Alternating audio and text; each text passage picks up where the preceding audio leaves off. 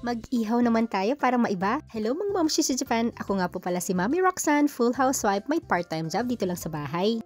Saikyoyaki nga pala yung lulutuin ko ngayon. Ito nga pala yung gagamitin kong isda, itong codfish. Pasensya na po, hindi ko alam kung anong tawag sa Tagalog. Gagamit din tayo ng miso na paste, mirin, sake or rice wine kung tawagin, at saka sugar. Actually, madali lang naman ito. Basta meron lang kayong mga ingredient. Una, gagawa muna tayo ng pang-marinate. Kailangan pala natin ng 1/4 cup ng miso, 1/4 cup ng mirin, 1/4 cup ng sake or rice wine, and 2 tablespoon ng sugar. Pagkatapos nun, halu-haluin lang natin para matunaw yung miso. Katulad na lang nitong ginagawa ko.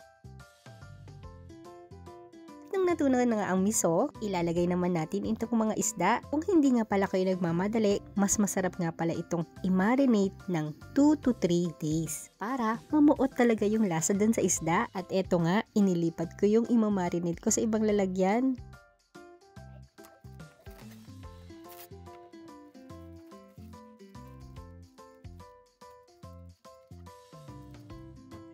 Sumunod naman, ilagay naman natin sa fridge. Maghihintay lang ako ng ilang oras. Pero mas maganda talaga kung 2 to 3 days nyo siya i-marinate.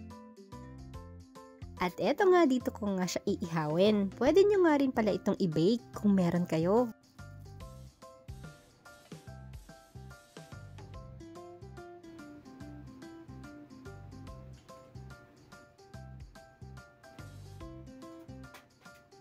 Habang hinihintay nga pala natin, meron nga pala akong gustong i-share. Meron nga palang nagtanong sa akin, bakit daw ako nagluluto ng Japanese food kung Filipino naman daw yung aking asawa? Siguro nakasanayan ko na lang din kasi nung bata pa ako, nagluluto yung mama ko ng mga Japanese food. Kasi yung papa ko ay Japanese at relate dito yung may mga asawa na Japanese. Napaka-masela ng papa ko dati. Hindi siya kumakain ng Philippine food. Kaya kung ano yung ihain ng mama ko, yun yung kinakain namin. Kaya naman, kahit Filipino yung asawa ko, gusto kong ipakain sa kanya yung mga niluluto ng mama ko dati sa amin. Pero minsan naman ay nagluluto rin naman ako ng Philippine food. At para hindi rin naman magsawa. Pero alam nyo, sa totoo lang, mas nakakatipid ako kapag Japanese food yung niluluto ko. Pero kapag sa hugasin, mas tipid ang Pinoy.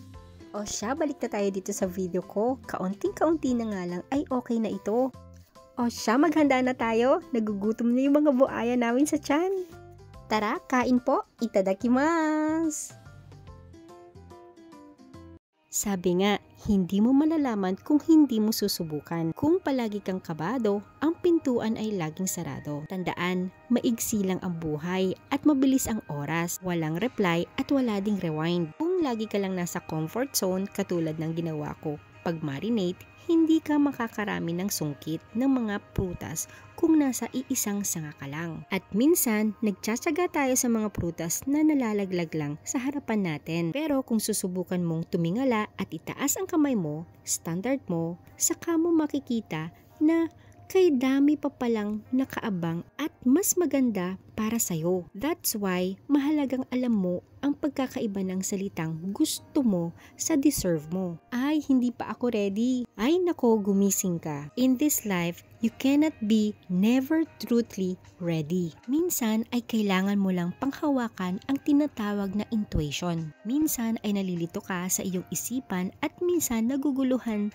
ang puso mo. Pero ang guts ay madalas ay laging tunayan. Ka lang didepende sa option ng iba. Kasi kahit gaano pa yan kagaling mag-advise, kaiba pa rin kayo ng nilalakaran. Tandaan mo ito ha, ang pinaka-biggest risk mo na pwedeng mangyari sa'yo is the regret. Is not to risk at all. Hayaan mo nang masugatan kesa tumanda at maubos ang oras at bawat desisyon ay paatras na. Kung ano pa ang kinakatakutan mo, yan pa ang magbabago ng buhay mo at aspeto ng buhay mo. Yun lang po. Salamat!